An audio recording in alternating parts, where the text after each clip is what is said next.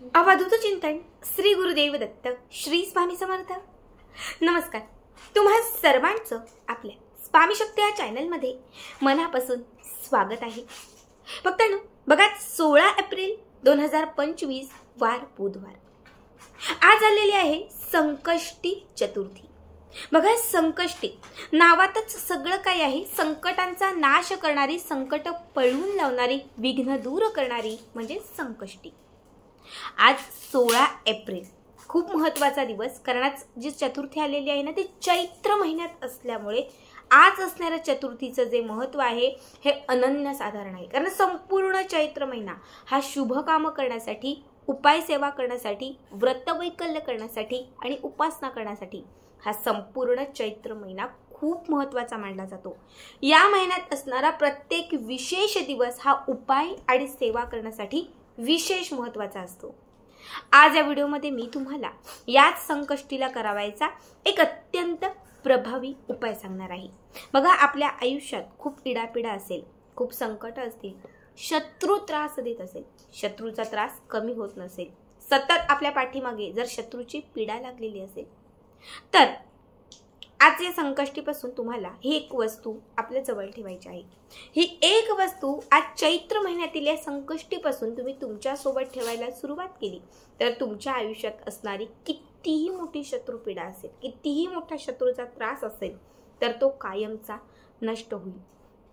मी तुम्हाला एकूण 2 उपाय सांगणार आहे, दोघांपैकी तुम्ही कुठलाही एक उपाय करू शकता। आता सगळ्यात पहिला उपाय हा संकष्टीच्या म्हणजे आजच्या दिवशी दिवसभरात सकाळपासून रात्रीपर्यंत कुठल्याही वेळात तुम्ही करू शकता। यासाठी तुम्हाला सगळ्यात महत्त्वाची जी गोष्ट लागणार आहे ती म्हणजे पांढऱ्या रुईच्या झाडाचा एक छोटासा तुकडा, पांढऱ्या रुईची एक काडी।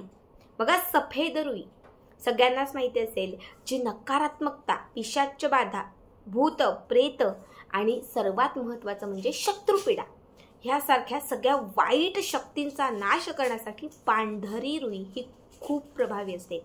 याच सफेद रुईची एक छोटीशी काडी तुम्हाला आज संकष्टीच्या दिवशी आपल्या घरी आणायची आहे। ओली सुकी कुठलीही चालेल, फक्त एक छोटी काडी आपल्या घरी आणायची। आणलेली ही काडी तुम्हाला एका छोट्याशा ताम्हण्यामध्ये किंवा एखाद्या छोट्याशा ताटामध्ये ठेवून त्याच्यावरती शुद्ध पाणी किंवा गंगाजल घालायचं आहे। गुलाबजल असेल तर गुलाबजल घालू शकता आणि ही पांढऱ्या रुईची काडी सगळ्यात पहिले तुम्हाला स्वच्छ धुवून घ्यायची आहे। सफेद रंगाचं एक छोटं कापड, सफेद रंगाचं एक छोटं कापड आणि त्या कापडामध्ये तुम्हाला एक छोटासा सफेद कागद, ठीक आहे। आता सगळ्यात पहिले काय करायचं, देवघराच्या समोर एक तुपाचा किंवा तेलाचा दिवा लावायचा। तिथेच समोर एक पांढऱ्या रंगाचं कापड ठेवायचं। त्या कापडाच्या वरती तुम्हाला सगळ्यात पहिले ही पांढऱ्या रुईची काडी ठेवायची आहे, ठीक आहे। काडी ठेवत असताना फक्त तुम्हाला शत्रूचं नाव घ्यायचं आहे। आता तुम्हाला तुमचा शत्रू माहिती असेल तर शत्रूचं नाव घ्या। शत्रुपीडा आहे हे माहिती, पण शत्रू कोण आहे ते माहिती नसेल तर फक्त तुम्ही शत्रू इतकं म्हटलं तरीही चालेल। ही काडी ठेवत असताना त्या कापडावर शत्रुपीडा किंवा शत्रू किंवा शत्रूचं नाव तुम्हाला घ्यायचं आहे।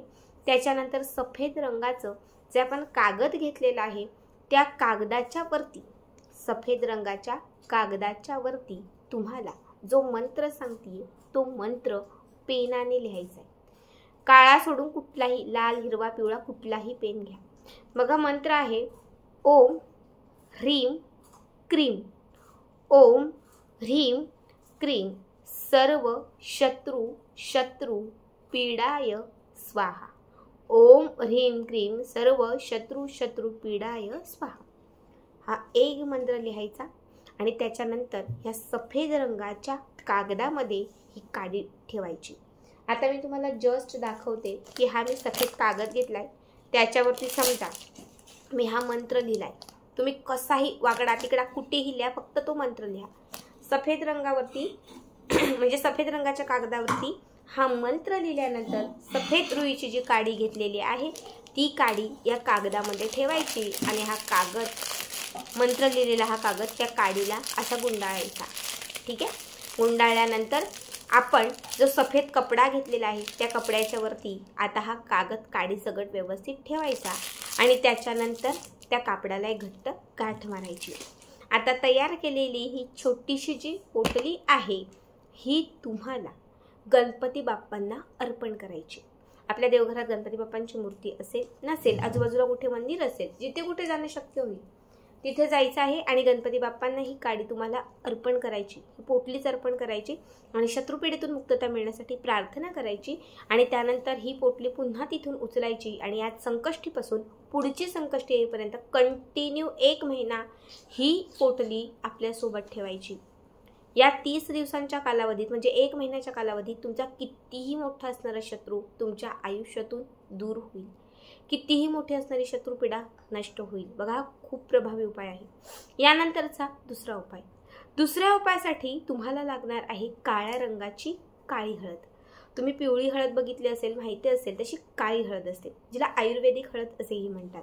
काळी हळद कुठल्याही तुम्हाला पूजेचं साहित्य भेटतं किंवा जिथे आयुर्वेदिक सामान भेटतं त्या दुकानात सहज मिळेल। एक काळी हळद घ्यायची आहे आणि त्याच्यासोबत लाल रंगाचं एक छोटंसं कापड घ्यायचं आहे। सोबत तुम्हाला 7 अख्ख्या लवंगा घ्यायच्या आहेत। आज संकष्टीच्या दिवशी सकाळ ते रात्रीपर्यंत कुठल्याही वेळात गणपती बाप्पांच्या मंदिरात जायचं आहे। जिथे कुठे गणपती बाप्पांचं मंदिर असेल तिथे जा। समजा नसेल, घरातच गणपती बाप्पांची छोटीशी मूर्ती वगैरे असेल तर अगदी तुम्ही तिथे हा उपाय केला तरीही चालेल। सगळ्यात पहिले गणपती बाप्पांच्या समोर एक लाल रंगाचं फूल, दुर्वा आणि एक लाल रंगाचं फळ अर्पण करायचं आहे। बाप्पांना मनापासून नमस्कार करायचा आहे। ओम गण गणपती नमो नमः या मंत्राचा जप करायचा आहे। त्याच्यानंतर आपली जी समस्या आहे ती गणपती बाप्पांना सांगायची आहे। यानंतर एक लाल रंगाचं जे कापड आपण घेतलेलं आहे ते गणपती बाप्पांच्या समोर ठेवायचं, ठीक आहे। त्यानंतर आपण घेतलेली जी काळी हळद आहे ती कापडावर ठेवायची आणि ज्या 7 लवंगा आहेत त्या 7ही लवंगा ज्या आहेत त्या 7ही लवंगा तुम्हाला एक लवंग त्या कापडावर ठेवायचे। पण प्रत्येक वेळी त्या कापडावर ती लवंग ठेवत असताना शत्रूचं नाव किंवा जी समस्या असेल, कुठलीही समस्या, शत्रूचं असं काही नाही, कुठलीही दुसरी इडापिडा तुमच्या मागे असेल तर फक्त त्या समस्येचं नाव सांगायचं आहे। आपल्या गणपती बाप्पांना आपली जी काही इच्छा असेल ती सांगायची आहे। समस्येतून सोडवण्यासाठी, संकटातून बाहेर काढण्यासाठी त्यांच्याकडे मार्ग मागायचा आहे आणि त्याच्यानंतर ओम गणाधीशाय नमः हा मंत्र म्हणून ही लवंग त्या कापडावर, त्या काळ्या हळदीवर ठेवायची आहे। पुन्हा दुसरी लवंग, पुन्हा समस्या सांगायची, इच्छा व्यक्त करायची आणि पुन्हा ही लवंग जी आहे ही गणपती बाप्पांचा मंत्र म्हणून त्या काळ्या हळदीवर अर्पण करायची आहे। अशा घेतलेल्या 7च्या 7ही लवंगा तुम्हाला एक एक करत, अभिमंत्रित करत गणपती बाप्पांच्या चरणांना अर्पण करायच्या आहेत, ठीक आहे। त्याच्यानंतर ह्या लवंगा त्यासोबत घेतलेली काळी हळद कापडामध्ये 2 मिनिटं कापडामध्ये घट्ट बांधायचे आहेत आणि त्याच्यानंतर जी पोटली तयार होईल त्या संकष्टी चतुर्थीपासून तुम्हाला तुमच्यासोबत किंवा तुमच्या जवळ ठेवायची आहे। आता ही पोटली तुम्ही 21 दिवस ठेवू शकता, 1 महिना ठेवू शकता, 5 महिने ठेवू शकता, तुम्ही कितीही दिवस तुमच्यासोबत ठेवू शकता।